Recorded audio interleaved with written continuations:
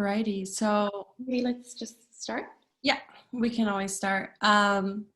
So I'm going to say welcome everyone to my home office. My name is Anna Yukiko Bickenbach, and I'm the event and program manager at GERMANTECH. Hello, also from my side. I'm Maria, and this is also my home office, and I guess we're all in our home offices at the moment. I'm the managing director of GERMANTECH, and we're very happy to have you joining this new format with us. So we came up with the idea that the things that happened during the last day made us learn so much and so fast. And so many things that I never thought of that I would even learn them. So we've been discussing that we think that everybody has something to share at the moment, and we want to try out new formats to share this knowledge, to stay interactive and in exchange with our community and maybe even beyond. So maybe even people who are not part of our community yet. And that is all possible because of our digitalized world. And we want to use these means now even more than before to share knowledge about what is possible and spark new ideas to everybody to use this more as a chance than as a threat, the current situation, right? Yeah. And so I think in the formats that I've done or that I do generally, they're called World Changer in Text, where we have meetups and open lectures, and I do a podcast as well.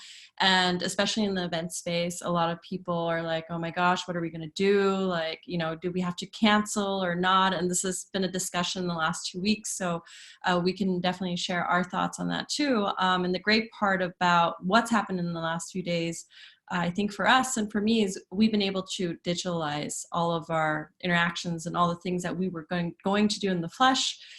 We've actually been able to now change into digital formats.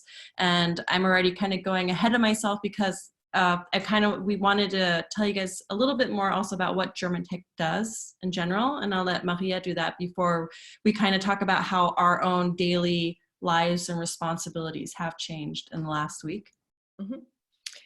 Yeah, so GERMANTECH is roughly 5 years old, and we consider ourselves an ecosystem builder. So we're building digital ecosystems for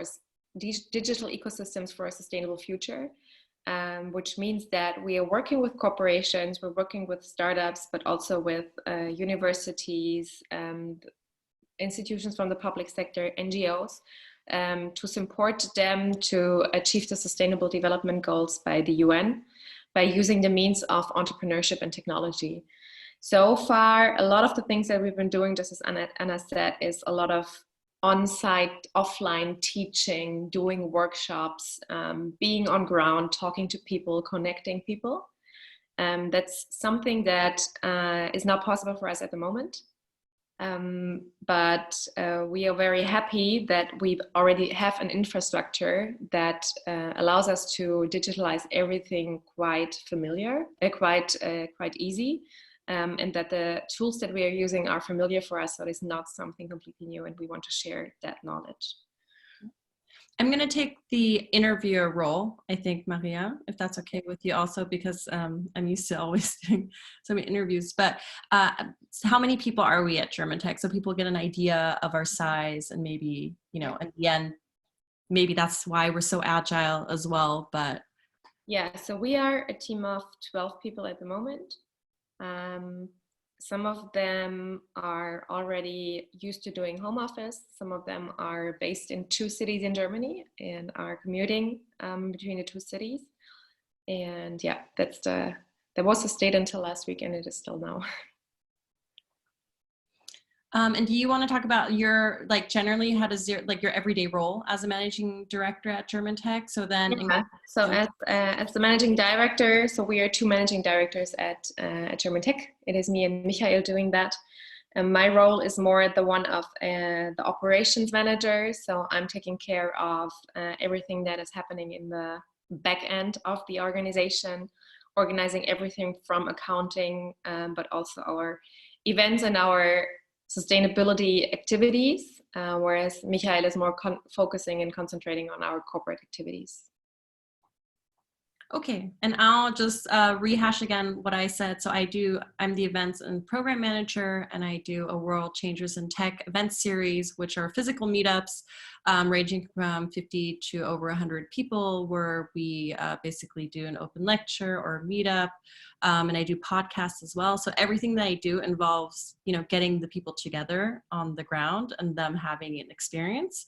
And so that is something that obviously in the last week had to be rethought. There's also a very big event that we do with Union Investment called PropTech Innovation Award, which is about 500 people usually. And now that has been a big thing of debate in the last month, and we had to reiterate what's going on with the current events. So just so you guys get an idea of what our normal daily lives look like, and how now in the conversation, Maria and I will tell you what our last week has been like. And for all those that have joined us, there's a little chat box at the bottom where you can ask us questions as we're going, because Maria and I are, this is a flexible format, and we want to use it as a talk show where we're talking with each other and then involving you guys as we go. So the way I thought about looking at this is we start at last week, Monday, being in Berlin. I was in the office and I was preparing for the Tuesday meetup, which was the 10th of March, where we had we had 200 signups, to be honest. It was we had a femtech focused meetup. So it was very, very popular. And on that Monday, I was still preparing to do this meetup because nothing told us not to do it yet. We were in Berlin. And Maria? I was I had a day off, so I was on vacations, enjoying some spa luxury here in Berlin. And when I think back now, it's kind of crazy that I still was relaxed enough to do that. But I'm also kind of when I talk with friends about how the situation evolved and how fast it evolved, I was one of the people who really made jokes about this whole thing for quite a long time, because I thought that everybody was completely exaggerating and it will not be that bad, and that people, whoever those people are, will figure it out. So yeah, last Monday I was quite relaxed in the spa, in the sauna, while things started in the office, yes. Yeah, and things started in the office because we have one of our employees and friends. He has an underlying health condition. So for him, he brought it up during our morning daily and said, listen, I take this very seriously and I would want to do home office. And, it made all of us think about, okay, well, what do our home office policies even look like? And this is a time where on that weekend, I believe the first news came out that, there was a young guy from Mitte who was 23. I don't know the exact, but there was a young guy from Mitte who went to the club, and so he has corona or COVID-19, and there was just a few cases popping up in Mitte, right? So it wasn't a huge alarm yet in Berlin. It was okay, it got here, but that's about it. So then on Tuesday, Maria, I think there were some changes. You were in the office at least because you were supposed to be on vacation. So Maria came in. I was still supposed to be on vacation, but on Tuesday morning I woke up, I saw the news, and I had this gut feeling, okay, it is not the right time to do vacation now and to chill, but to go to the office and to talk to the team. And I guess that's something that that I would also recommend every startup or every startup founder, every leader out there to keep talking to each other, to keep communicating a lot, and to discuss what is on your mind, and what are the thoughts that are on your mind. Because I can imagine, because it was the case in our situation as well. There are so many thoughts going on in my mind. I cannot even put them together, there are so many ideas and so many risks that you have to think of, and so many chances that they are popping up. And it is like this crazy time for me as an employer. And it really, really helps to stay in touch with the team, because they also have a lot of ideas. And I'm quite sure that we can say that we can only get through this together, and if we want to get out stronger at the end. Yeah, and I think as an employee, that's one of the things that I mean, of course, we're a little bit of a smaller team, and that's going to make a difference in how you communicate in comparison to a corporate. But we were had an open dialogue about it. And I think that's what I at least appreciated, even if on that Monday meeting, it was like people's reality were just different, right? And so we had to figure out, how do we respect each other's reality, or, you know, the empathy part, and understand each other. And so on that Tuesday, Maria came into the office. For me, I had this huge Femtech event, which was because it was Femtech. We had these really great speakers coming on board, or they came on board that were there. The only one that couldn't come, she was from Switzerland, Natalie from Daisy. And that was kind of clear in my head that there might be some issues with people that have to come from afar. So she canceled. However, it didn't mean that people weren't going to show up. And from the over 200, considering a no-show rate and that it was raining, the weather was extremely horrible, we still had 50 people that showed up, and we had a really great event, and everything seemed like people actually came because they said things were being canceled, and, you know, we needed, you know, like, yeah, oh, okay, great. At least something that we can do. And people were still in very good spirits, I have to say. Like, you didn't have that feeling like you did as things gradually shifted to the Friday. So we're going from Tuesday to like Wednesday, Thursday. And I know, Maria, this is where you started actually taking action. Yeah, I mean,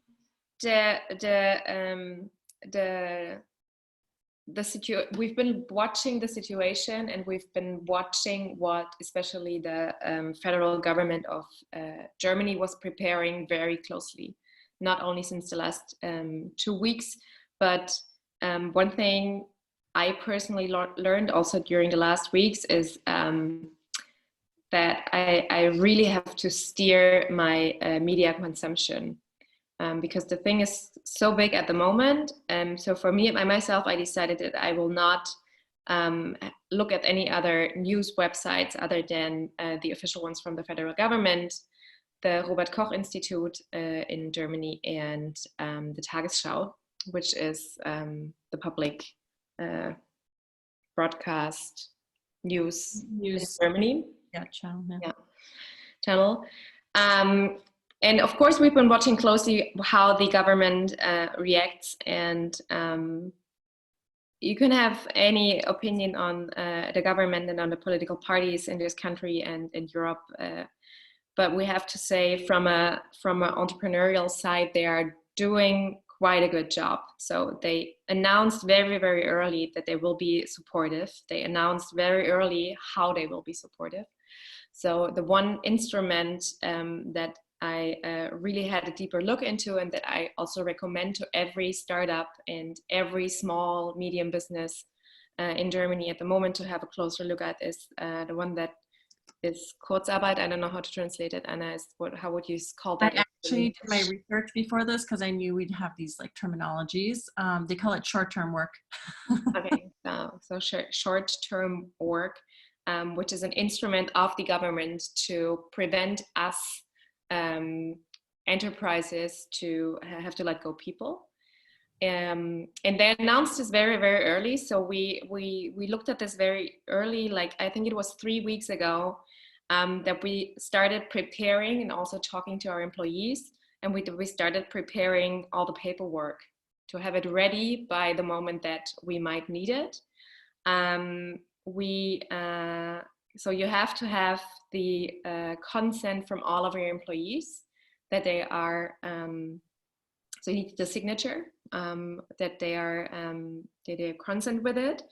And that's something that we started preparing quite early. Thursday. I remember this on Thursday. I think you guys announced it the first time. Yeah. Can I add to that really quick? Yeah. May I add to that really quick? So because you said it's also a contract to help let people go. But in essence, the way I understood it too, because it's like twofold. The other side is, if due to the crisis, we have to work less because there's no other way. For example, now that the kindergartens and the schools are closed and you have to take care of your kids, then the government will pay for 60% to 76% of the wages that are lost. 67. Right? So for me, I have a child, so it's 67%. Exactly. If you're a single individual, it's 60%. So technically, it's a way of safekeeping your income if in the end you cannot work. Exactly. And it also helps enterprises to be more flexible, because I mean, there are still so many things that are unclear at the point given. We don't know how our business will look like in 2 weeks or in 4 weeks or in 6 weeks. No real effects have been taken into account. Or not how do you say that? It didn't really affect us yet, but the signs are that it will affect us.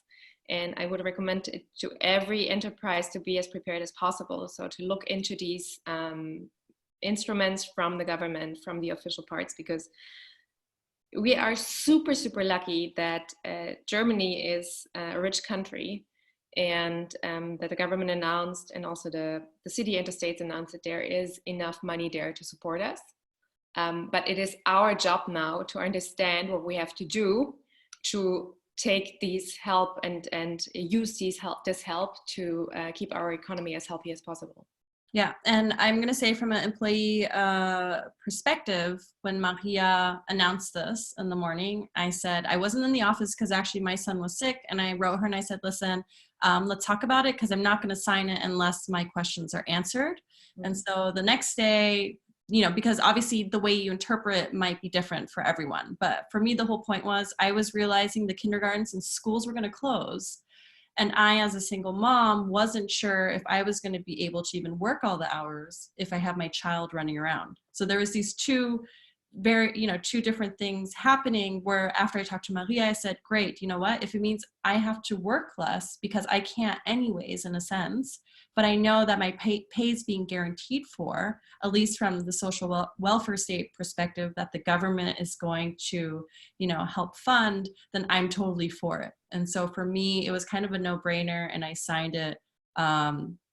Because for me, that was completely okay, because I understand the situation. And a lot of SMEs are going to have to go through, how are they going to finance themselves in the next, beyond the next 3 months, if we don't know what's happening. Just to add that. And yeah, go ahead. Yeah. And I mean, to be completely honest, I can't understand that employees are insecure when your employer asks you to sign something like that, because in the end it might mean that you get less money at the end of the month. But I'm convinced that in the end it is a win-win-win situation for everybody, because we are able to continue with our operations. Employees are able to still get a decent amount of their money, and we will not have to let go people. And that is the instrument what it is made for, and it's really a good thing, and everybody should really. I know that there are personal situations and people have their costs to pay, but the situation is very, very serious, and we don't want to panic, but we want to take into account that things might get worse, and that we think about it, and that we are as prepared as we can be. Yeah. And I also want to add, for anyone writing in the Q&A box, we got a question for Valentine, and I think we're gonna answer this question as we get to our experiences from yesterday and today.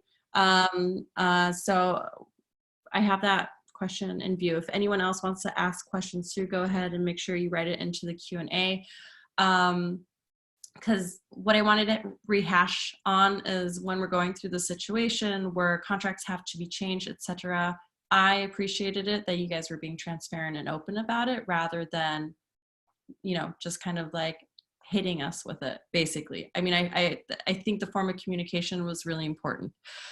I'm going to move forward to basically then on Friday, Berlin announced that the kindergartens and the schools were going to close starting Tuesday, which is today. So what I ended up doing now on a private, in my private scenario, was I got together some families that are close to us in the kindergarten so we could figure out how to rotate kids.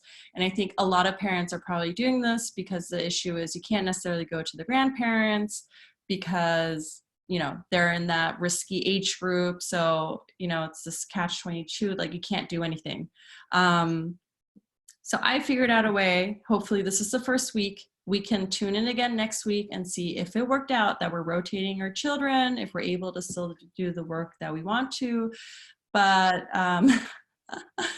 so Benjamin added a comment to this that it is not a good idea to rotate your children. Yeah.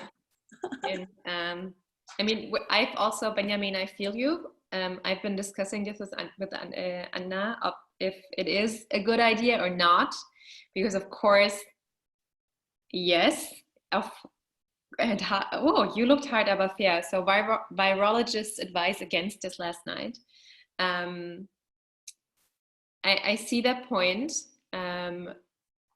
But they also say that it is better to have them in smaller groups, have the kids in smaller groups than in the big kindergarten groups. Because as you told me yesterday, there are 200 kids in one kindergarten in Friedrichshain. So our kindergarten is a state kindergarten, so there's 200 kids and 50 per unit.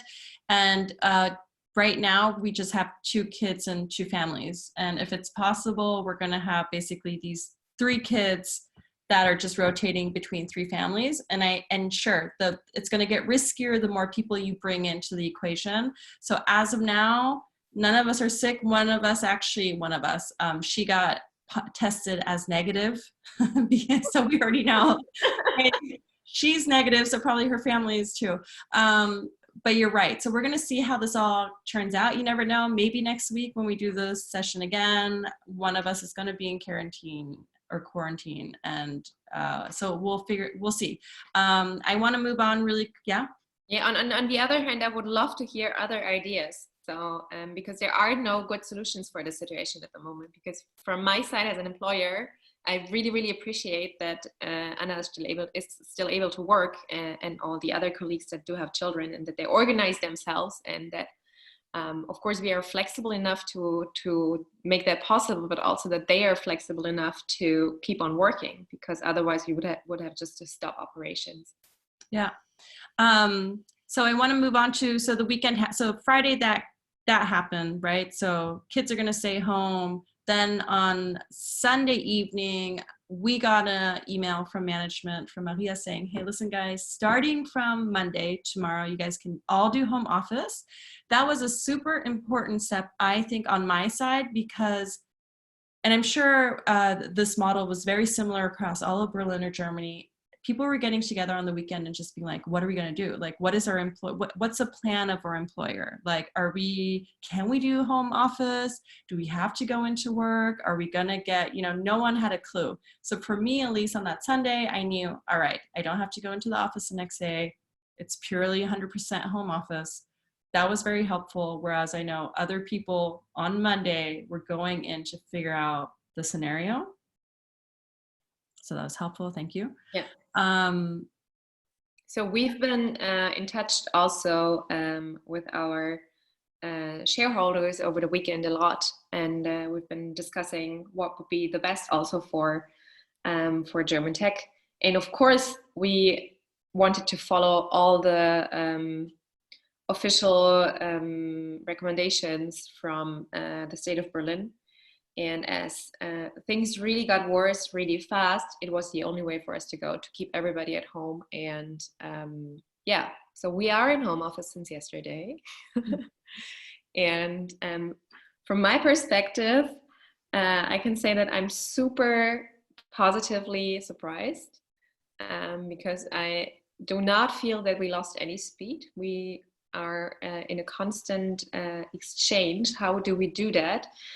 So what we're doing is that we have a virtual team room which every team member has. It is like a Google Hangout link that we use.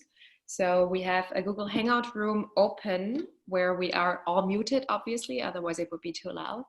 But whenever somebody has the urge to do that, what we do in the office, when you're just calling your colleague across your desk, you can just unmute yourself and be like, hey, Anna, did you think about this and that? And did you talk to customer XY?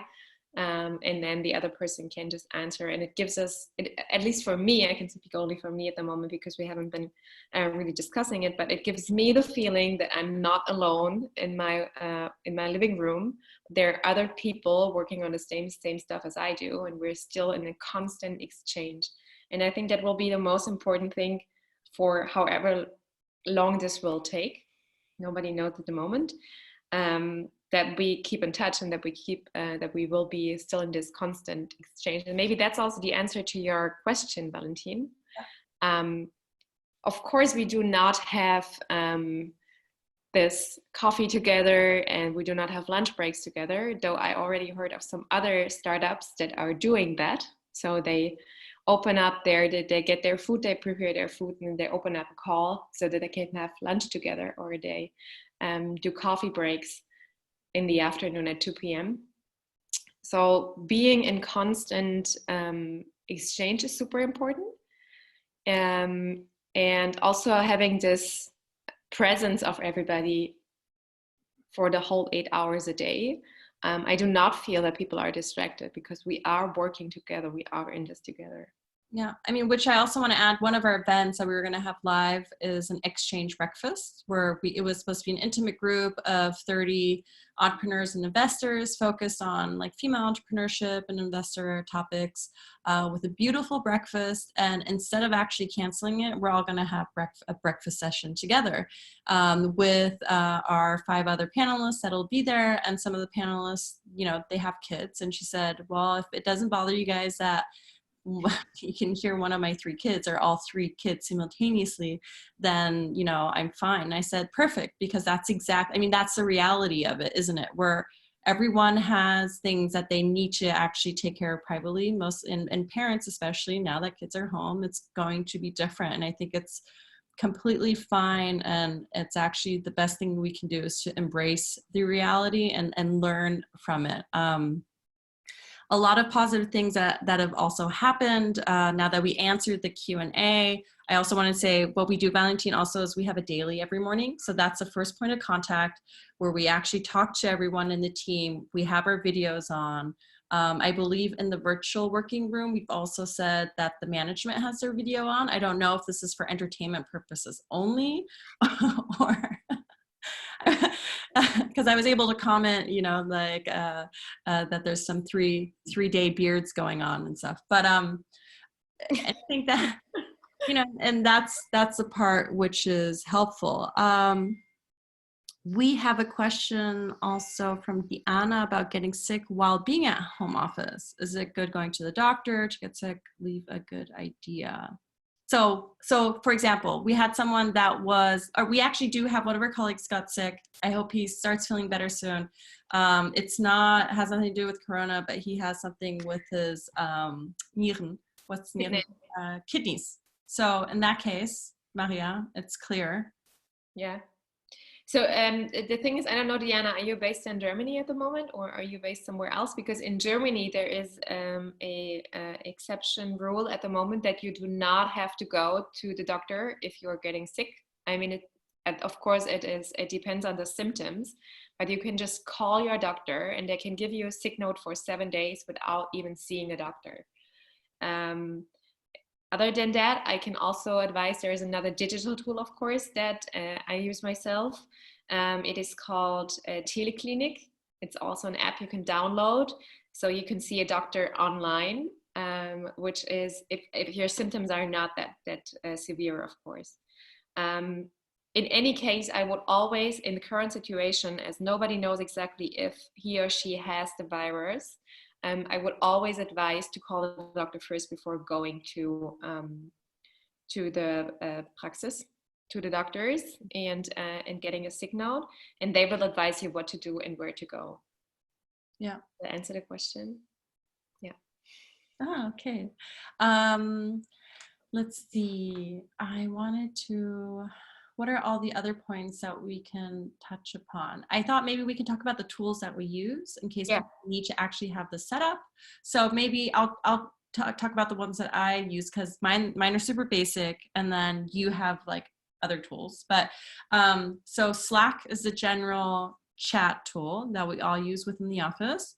When we do our daily, that's a Google Hangout, which has also become our virtual room, which we always leave on, unless literally it's like your office space. If you're in the office room, it's like on, but it's on mute. And for me, when I had other meetings, virtual, like digital meetings, I would leave that room and I would let people know, like, hey, I have a meeting, I'm going to tune back in later. Because it's kind of like a symbolic way of seeing your presence if you're there or not.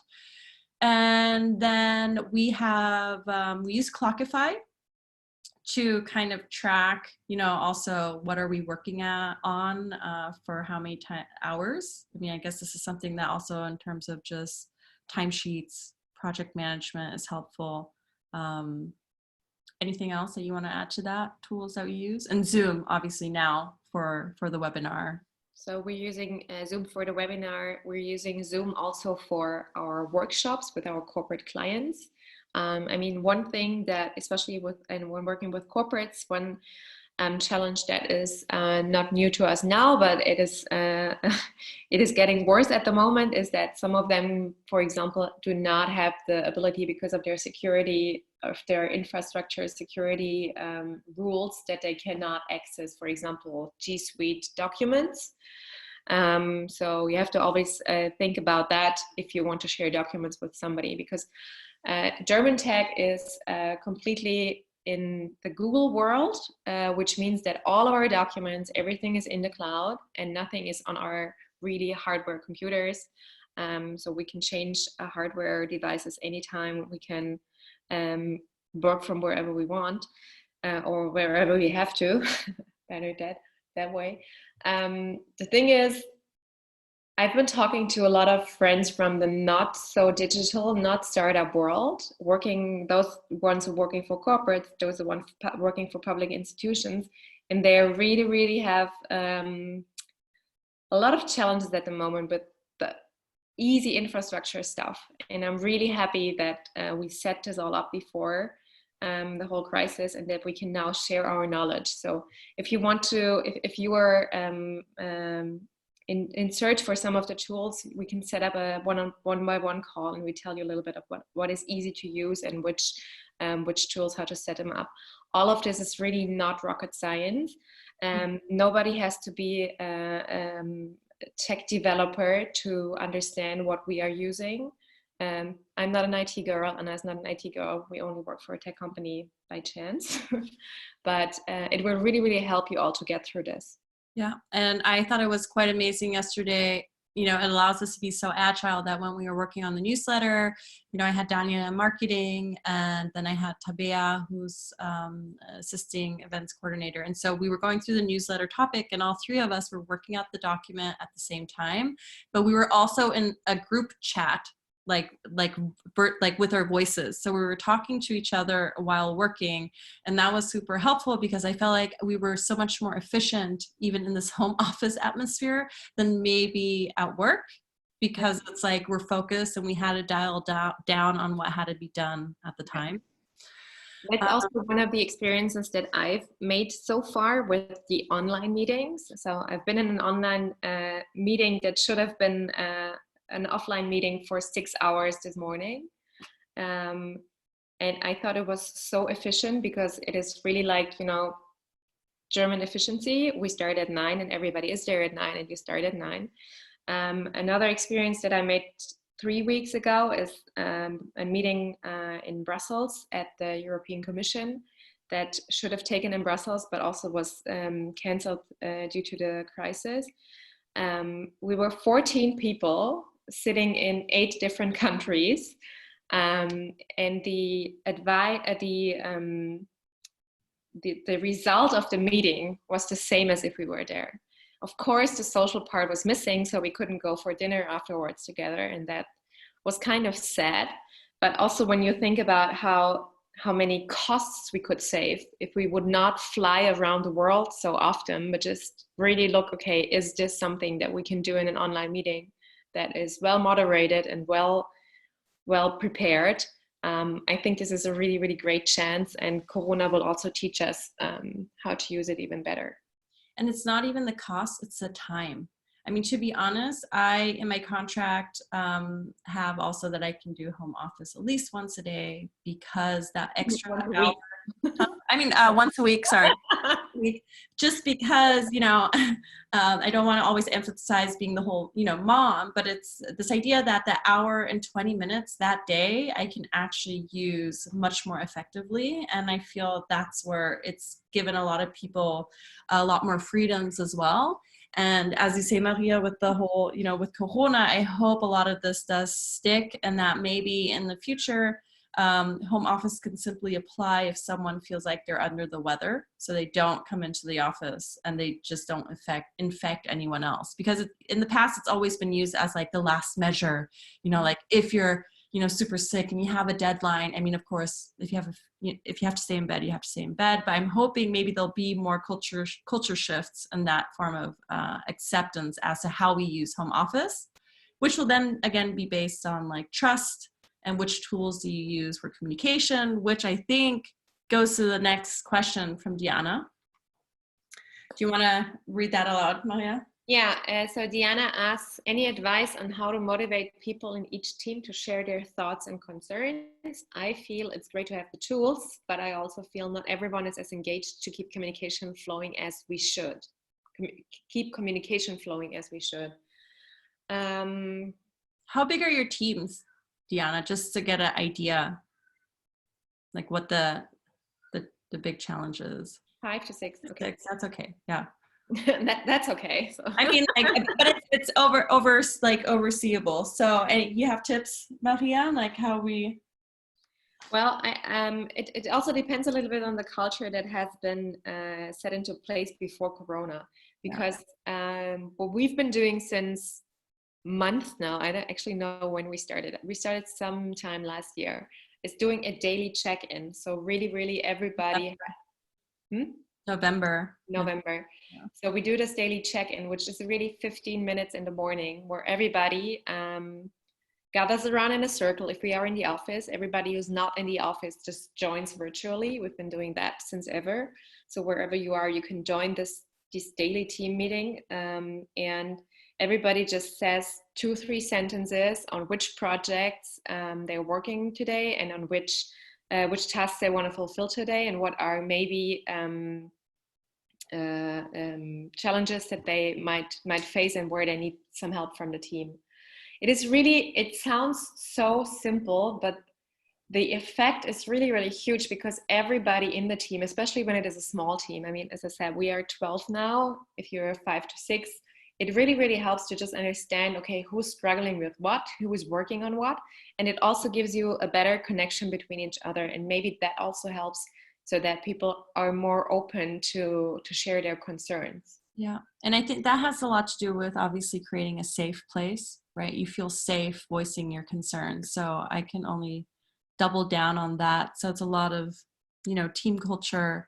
And if it's something that, maybe isn't represented yet in your company, Diana, then maybe that's something to just openly talk about to everyone now, and seeing with the current situation, if everyone's, willing to just open up about how they feel first, what concerns they have, and trying to be supportive of each other and having an open ear. I think that's also a very important part, is wanting to listen to each other and not just kind of like, hey, what do you think? We have questions popping in now, which is perfect, because I think we can do lots of Q&A. The question we have, I'm going to the question I'm going to read aloud. I'm working as event manager, and yes, I agree with the efficiency of web meetings in general for work. Do you already have experiences with events, which were supposed to be for networking and knowledge exchange? How do you network and meet people online? That is a very good question. To be completely honest, our next event, it's going to be next Wednesday, and I completely agree with you that one of the reasons we all like to meet physically is the networking, right? And the value you have by looking someone in the face and being able to ask questions and get to know them better. And that's how you just network differently. I don't have a complete answer to that format yet. What I can imagine doing, like what we're going to do is we're also going to do the Zoom where we're going to have our 5 panelists, where we go and talk, where we have the Q&A in the chat from the participants. And then I think it's more of a question of saying, what are the topics you guys are interested in, right? So people are going to write in the chat, like, this is my concern, this is my concern. And then have everyone who's been there as an attendee kind of connect with each other to exchange in another chat group.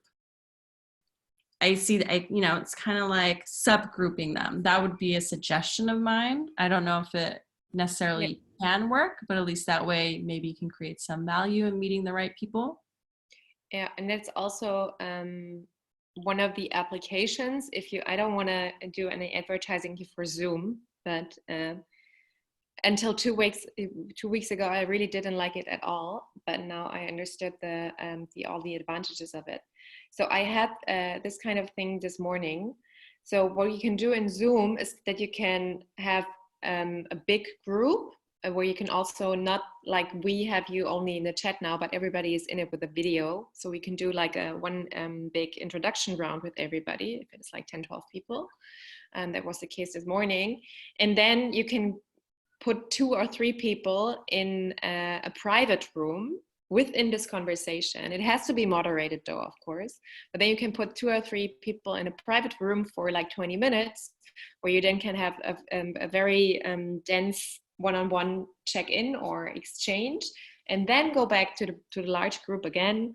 So it is a little bit like if you were at a party or at a networking event, and then you can just talk to the whole group, and then you can have one-on-one conversations. So it is something that is doable within these tools. Yeah. So Jan is asking, what he wants to have is more transparency and knowing who's listening, who's online, which kind of means you can cater to your own needs by knowing who's there. So for example, the only suggestion I could give there is if we were to tell our attendees, listen, if you sign into Zoom, please do it with, your first name, who do you work for, and what's your position. That seems almost like the easiest way to at least have some transparency in who the person is and like these 3 steps. Of course, you can't force anyone. My feeling is, Jan, I know you have a very big event coming up. If you're able to structure people coming in with being to assemble that information, that'll be worthwhile for them to then target each other. Because I do see what you're saying is like, if you have too many people, it's not necessarily maybe just based on the interest, but you want to know who it is. So if it's a VC, then the startup can go to the VC. I hope we were able to at least give some tips for that. Valentina wrote a question, which I think Maria is best for you to answer. Are you worried about your work with corporate clients? Do you think it could decrease in next weeks? Maybe because corporates could slow their activities. Here in Italy, many big corporates, oh, it's Valentina. Now I got it. Here in Italy, many big corporates have stopped every activities, if not directly connected to the emergency. So they're not really continuing their previous activities. Any suggestions to continue motivating them despite the emergency? I think the situation is a little bit different in Germany. We are not sure what will happen, but other than in Italy, the German, at least as far as I understood, I mean, I do not know how the Italian media put everything and the Italian government, I don't know any details, but the German government really, really reacted very fast with a lot of instruments that they will be putting in place to prevent the economy and also the big corporations from going into this "we're not doing anything" mode. It doesn't look like that at the moment.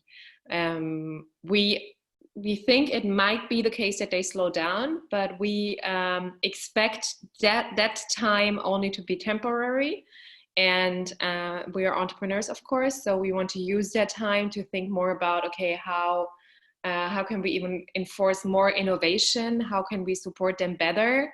Because when everything comes back to normal, we hope that, of course, something changed, and something will change, of course, through the whole situation. And we're a strong believer in innovation, and that we will support them even more, and that we will use this time not as a lost time, but to develop new formats, to develop new ideas, to talk to more people, and to grow the network. And that's something that you can just advise them all the time. I mean, standing still is not an option at the moment. I know we are worried, and I know there are people sick, and I know there are a lot of people dying, especially in Italy, but there will be a lot of people surviving. And we also have to think about how will the world look like, and how do we want it to look like when this whole thing is over. Yeah, and I completely agree. I think freezing the situation is not going to help, because inevitably this might happen again in the second wave. And so it means you need to figure out quickly how, get your best team together and figure out how to innovate yourself in order to continue in the next, weeks or months, like finding your strengths in the situation. I know that we have GERMANTECH, we've also talked about this, like how can we use this scenario right now? And for example, Maria and I also doing the webinar and talking about our experiences and what we're learning from it, and how we're changing our, work methods in order to become very agile. And we want to be able to, I think this is something, it's not official yet, but we want to use this moment to see if we can get more innovators together to help the scenario if it were to get worse. So yeah, and maybe that's also something you can try. You can try in Italy, Valentina, to just connect all the innovators and all the entrepreneurs, and now more than ever, because there are so many good ideas out there, and they need a platform now, and they need to support now. And so what I heard, for example, there is an example in Italian hospitals that the respiratory systems, they didn't have enough parts. And so what they were able to do is a startup that has a 3D printer was able to just 3D print those parts so they could have them. So I think if anything, if you have the power of a network, maybe use the situation to see, where are the pain points of the people that are going through this? Is there any way that we can help them? How can we take the challenge upon ourselves to, do your best? So. Yeah, but we're sending much love to Italy. We're thinking a lot about you and hope that everything gets well soon. Okay, so Thank you very much. If there are no other questions, as Anna said, we are planning, so we're super happy if you send us feedback also afterwards, if this was helpful for you, or if it should be another format, or if we should do an introduction round or something like that, or whatever. So we're planning to do it next week again, because what we see is that situation evolves super fast. Everything that I thought is real last week is not real this week. So we are we are on track, and we want to share, and we want also maybe to invite other people to this format to share what they have learned, because we can only talk from a startup tech perspective. Might be also interesting to talk to somebody from, I don't know, a hospital or a health tech startup, or whatever sector is. I mean, we're all affected at the moment. If you have any suggestions, write us. We are all over social media, LinkedIn, Instagram, Facebook. You'll find us everywhere. And yeah. Thank you very much for joining. Thank you very much, Anna. I'm going to advertise 2 more things Okay. for up here, because we hope that as a community, you guys will be tuning in more often. On Friday at 16:30 Central European Time, Berlin, we're going to be having an interesting webcast, is what I call it, with Hannes Klepper from Hello Better. He's the former CEO of iVersity. And actually with Hello Better, it's as I understood it, a software and an app that helps you in scientifically proven current psychological health issues you might be going through. And what they're doing right now is specifically based on Corona, trying to help people that might have social anxieties or depression, or generally what's it like being, quarantined for 2 weeks. People have anxiety and people have fears. So he's going to address also not only what he's done in the past, but maybe, how they've seen the situation, maybe what are the tools that could help someone that's maybe having a difficult time as well. And I think it could be a very interesting tool for any company to offer to their employees that are in home office and maybe feels alone. That being said, the next one after that is next Wednesday. We're doing our exchange breakfast, female entrepreneurship and investors, where we have a great panel of startups, an accelerator, and an investor talking about also how they're going through the last week, but in general, their experiences with also exchanging ideas. And hopefully I can answer that last question in terms of networking and how digital networking can work, that I can share our experiences after that live breakfast event, because my hope is that a lot of our attendees can synergize with each other afterwards based on what they've heard, and help each other there. So that was my little GERMANTECH calendar spiel, because we're all digital now and we're rocking it, even if we're events and we're supposed to be physical, but we don't have to. We're virtual, and that's just the way it's going to be for the next few weeks. So we got this. So stay safe, people, and take care also of your fellow human beings around you. Thank you very much. Cheers. Bye. Bye.